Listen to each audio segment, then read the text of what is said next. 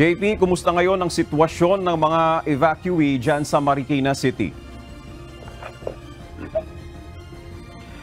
Victor, yung ibang mga residente na nagsilikas kaninang umaga, nung nasa second alarm pa lang ang Marikina River, ay nakapwesto sila sa loob ng mga classroom ng H. Bautista Elementary School na nagsisilbi ngayong evacuation center. Pero yung mga nagsilikas nung nasa third alarm na yung ilog kaninang hapon ay nakapwesto na sa labas dahil punuan na yung mga classroom.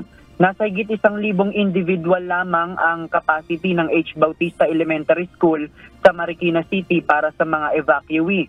Pero bandang alas 3 kanina, lagpas na sa 3,000 individual ang nagsilika sa evacuation center na mula sa mga area malapit dito sa eskwelahan. Ayon sa mga residente, hindi nila inaasahang muling aapaw ang Marikina River at aabutin na ang kanilang mga tahanan. Yung iba sa kanila may mga second floor ang bahay, pero kahit mataas na ito ay inabot pa rin umano ng tubig. Ayon sa ilang mga evacuee, hinayaan na nila ang mga gamit nilang naiwan sa bahay na malubog sa baha at inuna na nilang iligtas ang kanilang mga buhay. Yung ibang mga evacuee wala ng classroom na mapwestuhan, kaya sa covered court muna sila o kaya naman doon sa mga hallway at hagdan ng eskwelahan. Ayon sa mga nagpapacilitate ng evacuation area, hinihintay lang nila yung mga coaster na maghahatid sa ibang mga evacuee para ilipat ng ibang evacuation site yung mga nagsilikas. At bandang alas 2 naman kanina, nawala ng kuryente dito sa evacuation center, kaya wala silang mga ilaw at hindi rin makapag-charge ng mga gadget. Patuloy namang nagrarasyon ng pagkain dito ang Marikina City LGU para sa lahat ng mga evacuee.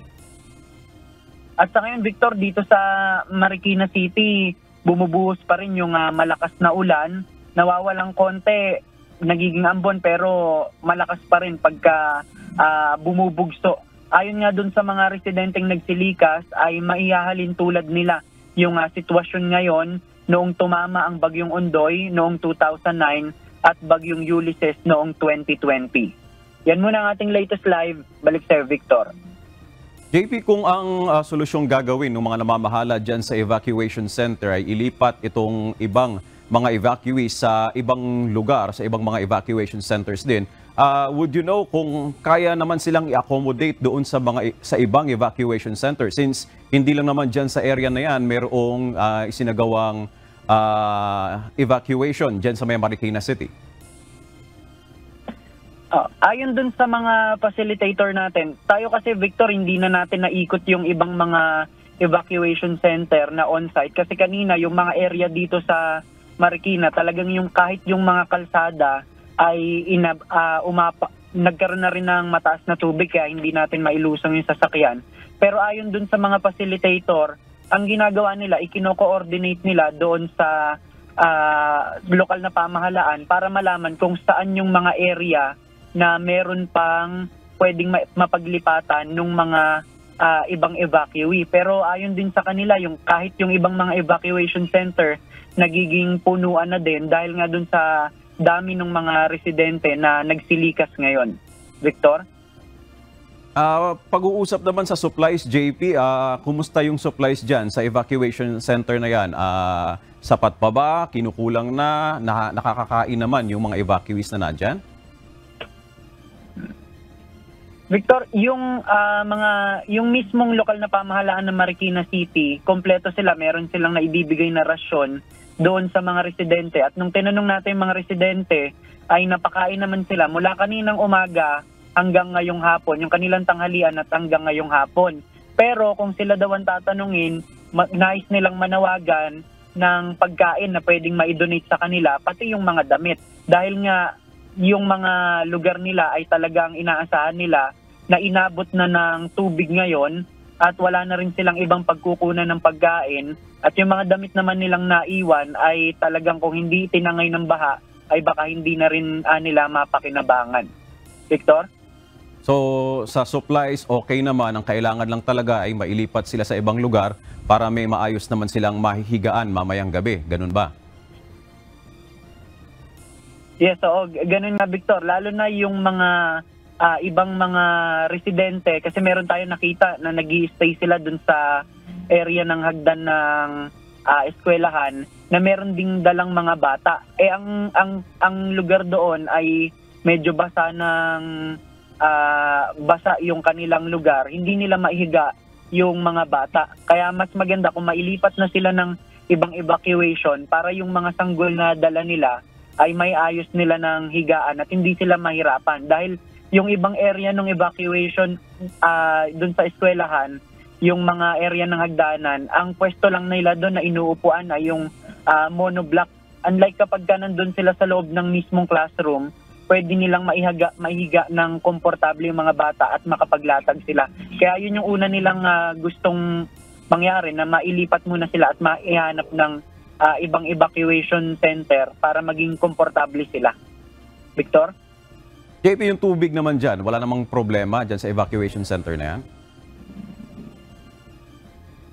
Hindi natin na-check mismo yung kung meron silang inumin. Pero may ilan tayo residente nakita na may baon sila na mga bottled water. Pero kasama rin yun sa idinaday nila na kailangan din para din dun sa kung ilang araw din silang tatagal dito sa evacuation center. Kalakip nung pagkain, kailangan din nila ng malilinis na tubig na maiinom. Victor? Kumusta yung level ng tubig sa Marikina River? Patuloy pa rin bang tumataas?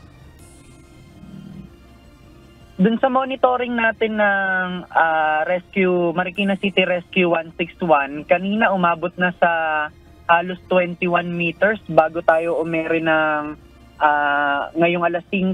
At nakita natin talagang tumataas pa rin yung level ng tubig at mabilis yung batay dun sa obserbasyon din ng mga residente, mabilis yung nagiging pag-angat ng tubig.